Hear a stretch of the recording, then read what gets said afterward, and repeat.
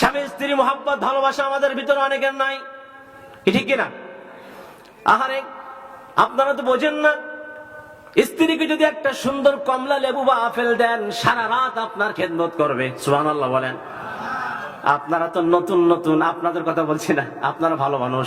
কিছু স্বামী স্ত্রী আছে নতুন নতুন খুব ভালোবাসা দেয়, ভালো ভালো ফল আনে, ভালো ভালো খাবার আনে, আনার পরে সারা রাত ভালোবাসার কথা বলে, মিল মোহাব্বত হয়, কিন্তু যখন 2-4টার মা হয়ে যায় তখন বলে নিচে হো, নিচে হো। নাউজুবিল্লাহ বলেন। 2-4 জনের মা হয়ে গেলে কি বলবেন যে খাটের নিচে যা? আল্লাহ তাআলা বলেছে ওয়াজআলা বাইনাকুম মাওয়াদ্দাতাও ওয়া রাহমা।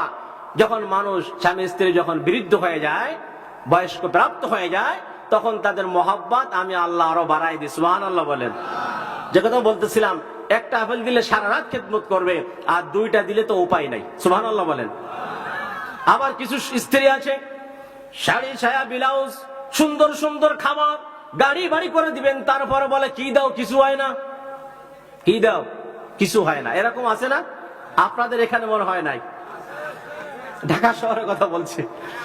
হ্যাঁ, যাই হোক, আল্লাহ রাব্বুল আলামিন স্বামী স্ত্রীর মধ্যে মিল মোহাব্বত বাড়ায় দিক, বলেন আমিন। পিতামাতার সেবা যত্ন করার তৌফিক দান করুক, বলে আমিন। আমি কোন কথা বলতেছিলাম মনে আছে তো? কয় জায়গা ফাঁকা রাখা যাবে না, ওয়াজ মনে রাখতে হবে। আল্লাহ তাআলার হাবিব বলেছেন, 1 নম্বর হলো নামাজের কাতারে ফাঁকা রাখা যাবে না। 2 নম্বর হলো যেখানে কোরআন এবং হাদিসের আলোচনা হয় ওই মজলিসে ফাঁকা রাখা যাবে না। 3 নম্বরে স্বামী স্ত্রীর মাঝখানে ফাঁকা রাখা যাবে না। আল্লাহ রাব্বুল আলামিন এই 3টে আমল আমাদের সকলকে করার তৌফিক দান করুক, বলে আমিন। আসুন, আজকে যে আপনারা জান্নাতের বাগান সাজিয়েছেন, এই জন্য আপনারা খুশি না বেজার? খুশি না? যদি আমাদের জান্নাতে একসাথে দেখা হয়ে যায়, এটাকে আরো ভালো না? তাহলে আমরা, আমাদের আদি পিতার বাড়ি ছিল কোথায়? ভুলে গেছেন? কোথায়? জান্নাতে। সুবহানাল্লাহ। তো তাহলে আমরা যাব কোথায়? আদি পিতা, আমাদের পিতার বাড়ি যদি জান্নাতে হয়, তা সন্তানের বাড়ি কোথায় হবে? আল্লাহ কবুল করুন, বলেন আমিন। আল্লাহ রাব্বুল আলামিন আমাদের সকলকে জান্নাতি মানুষ হিসেবে কবুল করুক, বলেন আমিন। আল্লাহ রাব্বুল আলামিন আমাদেরকে এত দয়া করে, মায়া করে, ইহসান করে মানুষ বানিয়েছেন। আল্লাহ রাব্বুল আলামিন যখন মানুষ বানানোর জন্য ইরাদা করলেন, আল্লাহ তাআলা হলেন কুন ফায়াকুনের মালিক। তিনি যখন কোনো কিছু করতে চায় বলে হয়, এটা হয়ে যায়। কোনো কিছু ধ্বংস করতে চায় তখন সেটা ধ্বংস হয়ে যায়। আল্লাহ রাব্বুল আলামিনের আযাব গজব আর আল্লাহ রাব্বুল আলামিনের রহমত নিয়ামত সব আল্লাহর হুকুমে সৃষ্টি হয়, ঠিক কি না? আল্লাহ রাব্বুল আলামিন হাদিসে কুদসির ভিতরে বলেছেন, আতাই কালামি ওয়া আযাবি কালামি। আল্লাহ রাব্বুল আলামিন বলেন, আমার নিয়ামত আমার হুকুমে সৃষ্টি হয়, আর আমার আযাব গজব আমার হুকুমে সৃষ্টি হয়। সুবহানাল্লাহ কইবেন না? আরে আমরা কার বান্দা বলেন তো? সময় সংক্ষেপ, কথা অল্প, আমল করতে হবে। মাঝে একটা দোয়া পড়ে নেই, সামনে কি মাস আসতেছেন? বলেন দোয়াটা, আল্লাহুম্মা বারিক লানা ফি রজবা ওয়া শাবান ওয়া বাল্লিগনা রমাদান। আমরা একটু জিকির করি, আল্লাহ আল্লাহ, মুহাব্বতে। আর কাছে আগে আগে বসে আমরা জোরে বলেন।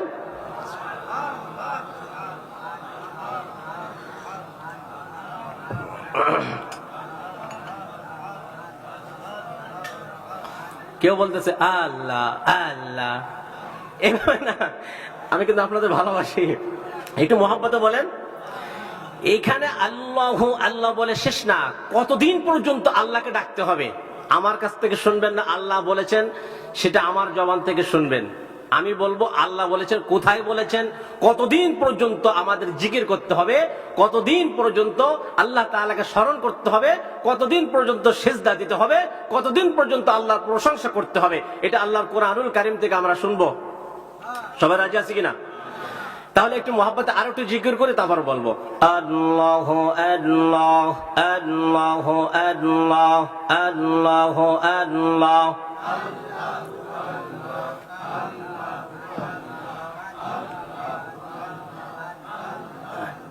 মাশা আল্লাহ, জোরে আল্লাহ আল্লাহ আল্লাহ আল্লাহ।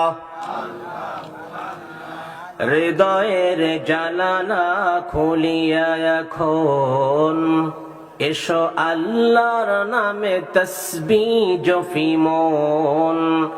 আবেগের সব দ্বার খুলে এখন এসো আল্লাহর নামে তাসবিহ জপো মন।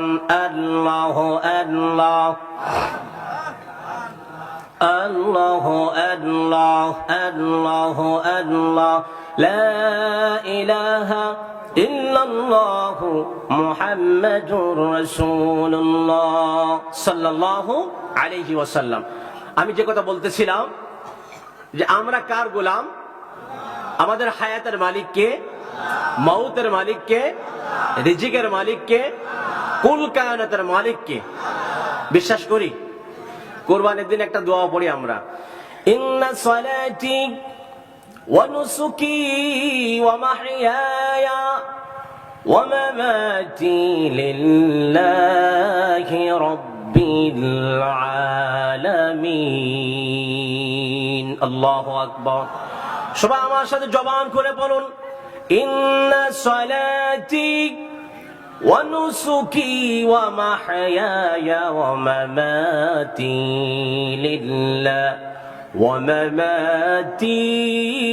لله رب العالمين।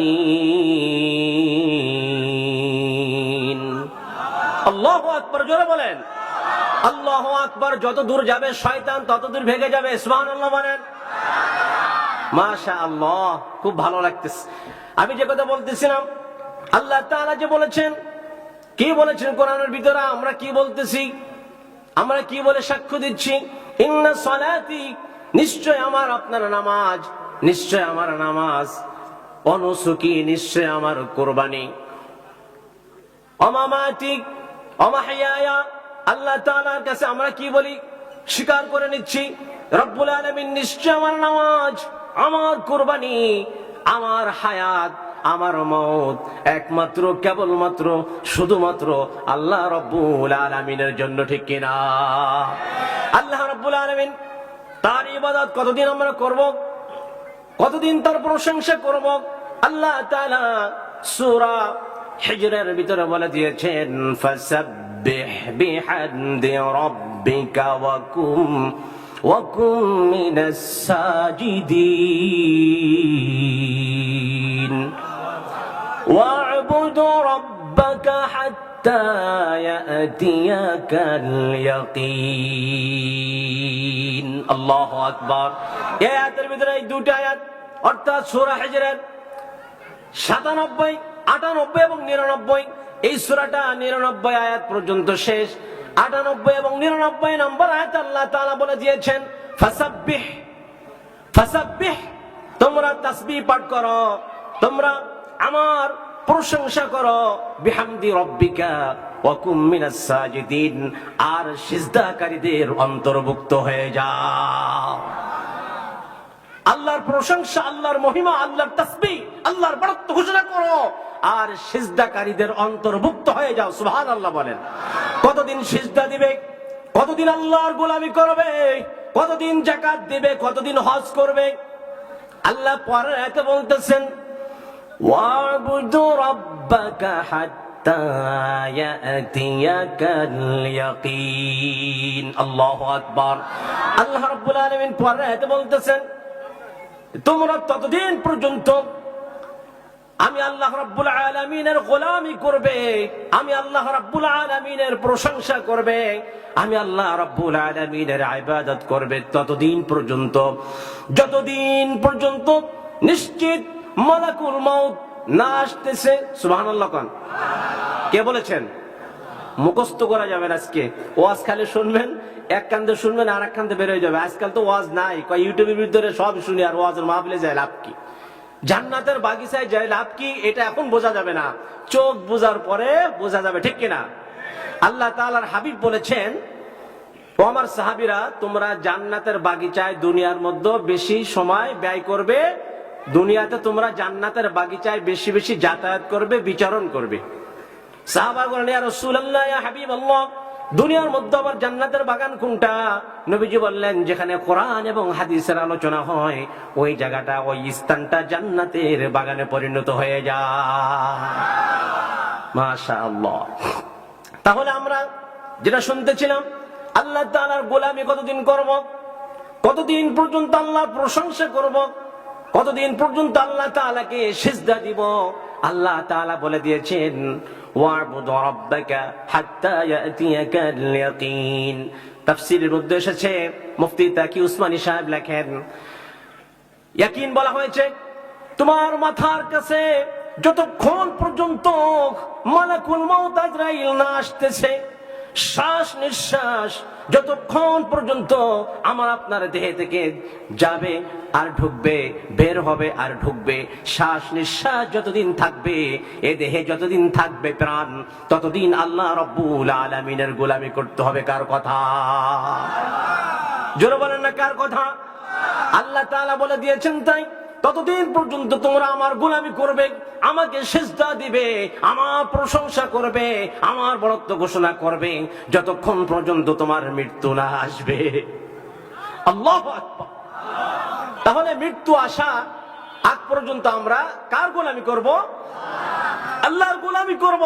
মৃত্যু যখন এসে যাবে তখন যদি বলি, আল্লাহ একটু সময় দাও, একটু সময় দাও, যা কিছু আছে, অর্থ সম্পদ যা কিছু আছে সব তোমার রাস্তায় ব্যয় করে আসবো, আর যত নেক আমল আছে, যত পুণ্যর কাজ আছে, ভালো কাজ আছে, সব করে আসি, একটু সময় দাও। আল্লাহ বলবে কি, ইযা জাআ আজালুহুম লা ইস্তাখিরুনা সাআতাও ওয়া লা ইস্তাকদিমুন। এখন আর এক সেকেন্ডও সময় দেওয়া হবে না, আগেও না পরেও না। সুতরাং মৃত্যু আসার আগেই আমাদের ভালো ভালো কাজ করতে হবে, ঠিক কিনা? যদি ভালো কাজ করে যেতে পারি, লাভ কার হবে বলেন? এইভাবে বুঝতে পারেন নাই। যদি নেক আমল করি, লাভ কি আল্লাহর না আমার? আল্লাহর কোনো লাভ নাই, আল্লাহর কোনো অভাব আছে? আল্লাহুস সামাদ, আল্লাহ সবার কাছ থেকে অভাব মুক্ত, আর আমরা সবাই আল্লাহ তাআলার কাছে অভাবী।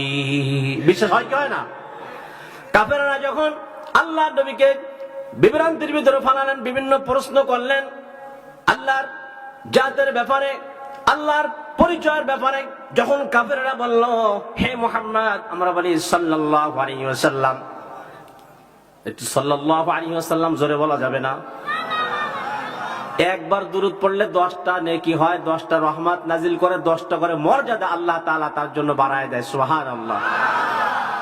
কাফেররা বললেন, হে মুহাম্মদ, আমরা আবার বলি সাল্লাল্লাহু আলাইহি ওয়াসাল্লাম, তুমি যে তোমার রবের দাওয়াত দিতেছো, আমরা আমাদের বাপ দাদাদের ধর্ম ত্যাগ করে তোমার ধর্মে যে আমরা ঢুকবো, প্রবেশ করব, তাহলে সেই রবের একটু পরিচয় দাও। সেই রবের কি কোনো সন্তান আছে? কোন নাউজুবিল্লাহ। সেই রবের কোন পিতামাতা আছে? কোন নাউজুবিল্লাহ। আল্লাহ নবী কে যখন কাফেররা প্রশ্ন করলো, নবীজি আল্লাহর পক্ষ থেকে ওহী নাজিল না হলে কোনো কথা বলতেন না, জবান থেকে বানায় বলতেন না, ঠিক কিনা? আল্লাহ নবী পেরেশান হয়ে গেলেন। আল্লাহ তাআলা জিবরাইল আমিনকে পাঠিয়ে দিলেন, যাও জিবরাইল, দেখো মূর্খর মতো, জাহেলদের মতো কেমন কথা বলে। আমি আসমান ছাড়া আসমান বানাইলাম, জমিন ছাড়া জমিন বানাইলাম, মানুষ ছাড়া মানুষ বানাইলাম, সাপ ছাড়া সাপ বানাইলাম, সব কিছুর মালিক আমি আল্লাহ। আমার ব্যাপারে আবার কি তারা খারাপ ধারণা করেছে? ও জিবরাইল, যাও আমার বন্ধুর কাছে যাও, আমার বন্ধু পেরেশানির ভিতরে পড়ে আছে, কি জবাব দেবে? আমার বন্ধু তো কোনো মন গড়া কথা বলতে পারে না।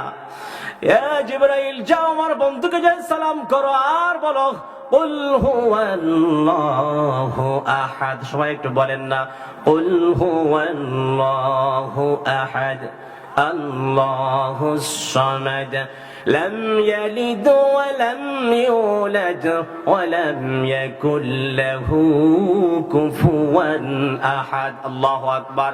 একবার পড়েছি, আর দুইবার পড়লে কি হবে? সূরা ইখলাস একবার আমরা পাঠ করেছি, আর দুইবার পড়লে কি হবে? নবীজি বলেছেন, সূরা ইখলাস যারা 3 বার পাঠ করবে, আল্লাহ তাআলা তাদের আমল নামায় এক খতম কোরআন শরীফ তেলাওয়াত করার সওয়াব লিখে দিবে। আসলে ফজিলত না জানলে কেমনে সুবহানাল্লাহ কইবেন? সুবহানাল্লাহ বললে লাভ কি হবে এটা জানি আমরা, এখন আর বলবো না। আল্লাহ রাব্বুল আলামিন তার হাবিবকে জিবরাইলের মাধ্যমে পাঠালেন। আল্লাহ তাআলা জিবরাইলকে পাঠালেন, যাও আমার বন্ধুর কাছে যাও, বন্ধুকে যায় বলতে বলো। ওহী নাজিল করলেন সূরা ইখলাস, কুল হুয়াল্লাহু আহাদ। আল্লাহ তাআলা পক্ষ থেকে জবাব দিয়ে দিলেন, নবীজি, হে নবী আপনি বলে দেন কুল হুয়াল্লাহু আহাদ, আল্লাহ একক, আল্লাহ অদ্বিতীয়, আল্লাহর সাথে আর কারোর তুলনায় চলে না, আল্লাহ এক, আল্লাহ অদ্বিতীয়। সুবহানাল্লাহ বলেন। আল্লাহুস সামাদ, আল্লাহ তাআলা সবার কাছ থেকে অভাব মুক্ত। আমরা সবাই আল্লাহ তাআলার কাছে অভাব যুক্ত, ঠিক কিনা? আল্লাহ নবী জানিয়ে দিলেন, লাম ইয়ালিদ ওয়া লাম ইউলাদ, নেই কোন আল্লাহ তাআলার কোন পিতামাতা, আল্লাহ তাআলাকে কেউ জন্ম দেন নাই, অর্থাৎ আল্লাহ তাআলার কোনো মা বাবা নাই, আল্লাহ তাআলার কোনো ছেলে মেয়ে নাই। সুবহানাল্লাহ বলেন। ওয়া লাম ইয়াকুল লাহু কুফুয়ান আহাদ, তার সমকক্ষ, তার সাথে তুলনায় আর কারোর চলে না, ঠিক কি না? আল্লাহ এক, আল্লাহ আমার রব, আল্লাহ আমার সব। বলেন, আল্লাহ আমার রব, আল্লাহ আমার সব। একটু বলেন না জবান খুলে, আল্লাহ আমার রব, এই রবই আমার সব। আল্লাহ আমার রব, এই রবি আমার সব। দামে দামে তনু মনে তারি অনুভব, আল্লাহ আমার রব, আল্লাহ আমার সব, ঠিক না? তাহলে আল্লাহ রাব্বুল আলামিনের যে কথা বলতেছিলাম, গোলামি কতদিন পর্যন্ত আমরা করব? গোলামি করতে করতে জীবন চলে যাবে, তবু আল্লাহ তাআলাকে ভোলা যাবে না, যাবে কি? আবার কেউ যদি মনে করে যে আমরা 50-60 বছর হায়াত পেয়েছি, এই হায়াতের জিন্দেগিটা ইবাদত করে যাব, এমনি এমনি জান্নাতে চলে যাব, একটা বিষয় জানা দরকার, জান্নাত কিন্তু কারোর মামু বাড়ি না, বাবার বাড়ি। সুবহানাল্লাহ বলেন। আমাদের আদি পিতার বাড়ি কোথায়? জান্নাতে ছিল। নবীরা কোনো ভুল করে নাই, করছে? নবীরা কোনো ভুল করে নাই, নবীরা মাসুম বেগুনাহ। আমাদের বাড়ি হলো জান্নাতে, কারণ আমাদের দাদার বাড়ি, আমাদের বাবার বাড়ি, আদি পিতার বাড়ি হলো কোথায়? জোরে বলেন না। জান্নাতে। আমরা যাব জান্নাতে, কিন্তু দুনিয়ায় আল্লাহ তাআলা কেন পাঠাইলেন? কিছু টক ঝাল মিষ্টি বক্ষণ করার পরে তখন আবার জান্নাতে যাওয়ার জন্য কিছু আমল আছে, এগুলো তৈরি করে যেতে হবে। কিন্তু আল্লাহ তাআলার দয়া, আল্লাহ তাআলার রহমত ছাড়া কেউ জান্নাতে যেতে পারবে না। সে হাজী হোক আর গাজী হোক, পীর হোক আর মুফতি হোক আর মুহাদ্দিস হোক, জমিদার হোক, আমির সাহেব হোক, পীর সাহেব হোক, কেউ আল্লাহ তাআলার রহমত ছাড়া, দয়া ছাড়া কেউ জান্নাতে যেতে পারবে না। আপনাদেরকে যদি একটা ঘটনার মাধ্যমে, কিতাবের ভিতরে এসেছে, যদি কিতাবের ঘটনা আপনাদেরকে শুনিয়ে দিই। হাদিস কেন বর্ণনা করেছেন জিবরাইল আলাইহিস সালাতু ওয়াস সালাম আল্লাহ তাআলার হাবিবের কাছে এসে বলেন, ইয়া রাসূলুল্লাহ, ইয়া হাবিবাল্লাহ। কে বলতেছেন? জিবরাইল আমিন বলেন, ইয়া রাসূলুল্লাহ, ইয়া হাবিবাল্লাহ, আল্লাহর এক বান্দা পাহাড়ের চূড়ায় বসে 500 বছর গোলামি করেছে। কত বছর? মুখস্থ আছে নামাজ? 500 বছর পাহাড়ের চূড়ায় আল্লাহর গোলামি করেছে। চতুর্পাশে খালি লবণাক্ত পানি, কোনো ভালো খাবার নাই, ভালো পানি নাই, লবণ পানি। আমি এটা বুঝাতে চাচ্ছি যে আল্লাহ তাআলার রহমত, আল্লাহ তাআলার দয়া ছাড়া কেউ জান্নাতে যেতে পারবে না। পারবে কি? আমি যদি মনে করি আমি বড় হাজী সাহেব হয়েছি, হজ করে এসেছি, বারবার হজ করেছি, এইতে আমি জান্নাতে চলে যাব, না না, সম্ভব না। আমি যদি মনে করি আমি হাফেজ সাহেব হয়েছি, আমার ছেলে মেয়ে 5জনকে হাফেজ আলম বানাইলাম, এইভাবে আমি জান্নাতে চলে যাব, না, তো সহজ না। আল্লাহ তাআলার রহমত ছাড়া কেউ জান্নাতে যেতে পারবে না, ঠিক কি না? আল্লাহ যদি রহম করম না করেন, দয়া না করেন, ইহসান না করেন, জান্নাতে যাওয়া সম্ভব না। জিবরাইল আমিন বলেন, ইয়া রাসূলুল্লাহ, ইয়া হাবিবাল্লাহ, আল্লাহর এক বান্দা পাহাড়ের চূড়ায় বসে আল্লাহর গোলামি করে, চতুর্দিকে লবণাক্ত পানি। আল্লাহ রাব্বুল আলামিন খুশি হইয়া তার জন্য মিষ্টি পানির ব্যবস্থা করে দিলেন। সুবহানাল্লাহ বলেন। আর একটি আনার গাছ, বেদানা গাছ, আনার গাছ তৈরি করে দিলেন, আনার দিয়ে দিলেন। ওই আল্লাহর বান্দা 500 বছর ধরে আল্লাহর গোলামি করেছে। কত বছর? খুব মনোযোগ দিয়ে শুনতে হবে। 500 বছর আল্লাহর গোলামি করেছে। আল্লাহ তাআলা খুশি হইয়া ওই লবণ পানির মধ্য থেকে মিষ্টির পানির ব্যবস্থা করে দিলেন, আর একটা আনার গাছ তৈরি করে দিলেন। ওই আল্লাহর বান্দা ওই আনার ফল খেত, আর ওই মিষ্টি পানি পান করতো, আর ওই পানি দিয়া অজু করে এসে নামাজ আদায় করতো।